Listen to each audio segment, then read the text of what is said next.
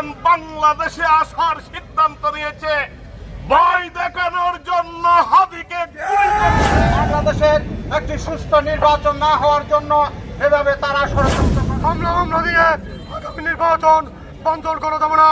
আমরা নির্বাচন হবে রাজনীতি বিশৃঙ্খলা করার জন্য, আমাদের নির্বাচন বিশৃঙ্খলা করার জন্য স্বতন্ত্র প্রার্থীর উপর গুলিবিদ্ধ হয়।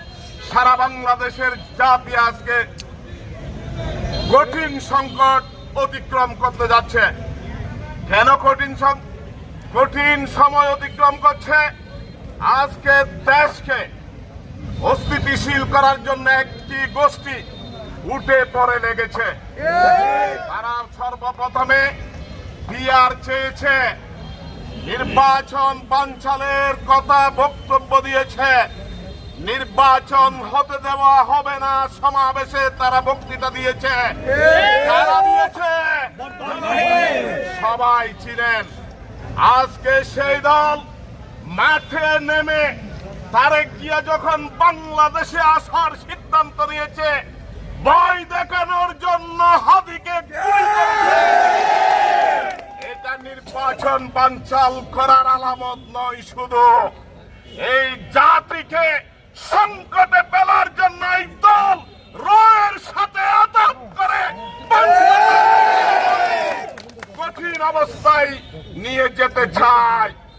আমরা ঘরে বসে থাকলে এই দল এই দেশকে অস্থিতিশীল অবস্থা বিরাজমান সৃষ্টি করে তারা নির্বাচন বানচাল করবে।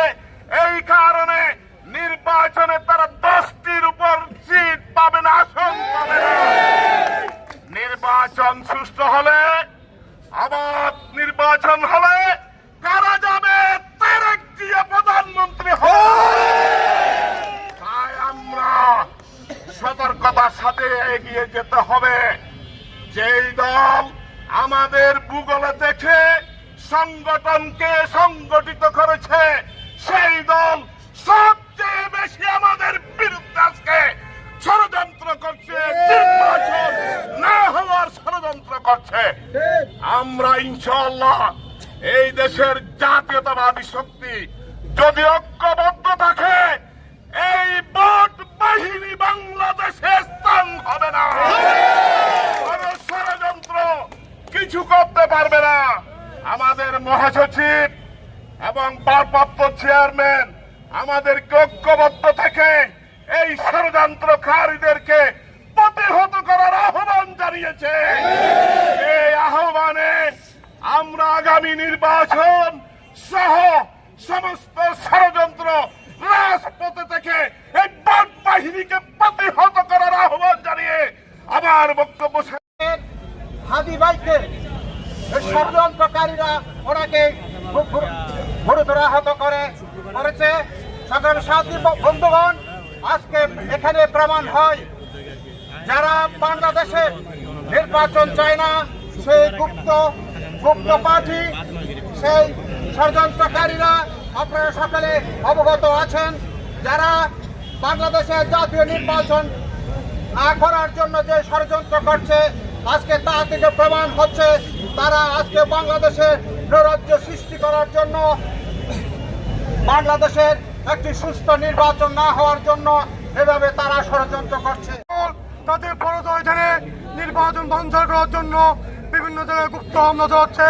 সেই গুপ্ত হামলার ধারাবাহিকতায় আমাদের সকলের শক্তির নেতা চট্টগ্রাম ৮ আসনের গণমানুষের নেতা দানুশ শিশুর প্রতীক এরশাদ ভাইয়ের উপর হামলা করা হয়েছিল।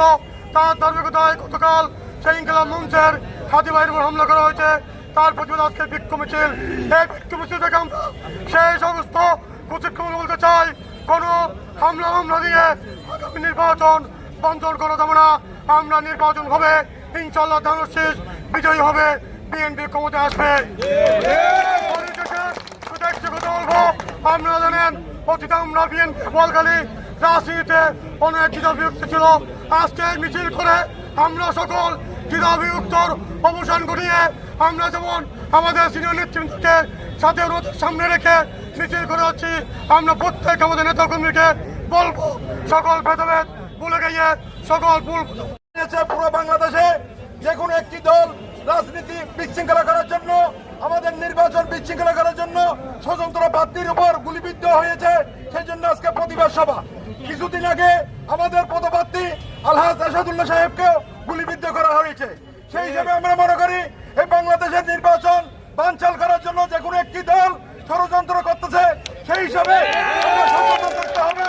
বাংলাদেশ জাতীয়তাবাদী দল একটা সুশৃঙ্খল দল, সেই হিসাবে আমরা অবশ্যই ঐক্যবদ্ধভাবে এখানে আন্দোলনে যাতে সবাই 17 বছর যেভাবে আন্দোলন করেছেন এই নির্বাচনে যাতে ঐক্যবদ্ধ থাকে, নির্বাচন করা যায়, সেই হিসাবে সবাইকে ঐক্যবদ্ধ থাকার জন্য আমি অত্যন্ত আহ্বান জানিয়ে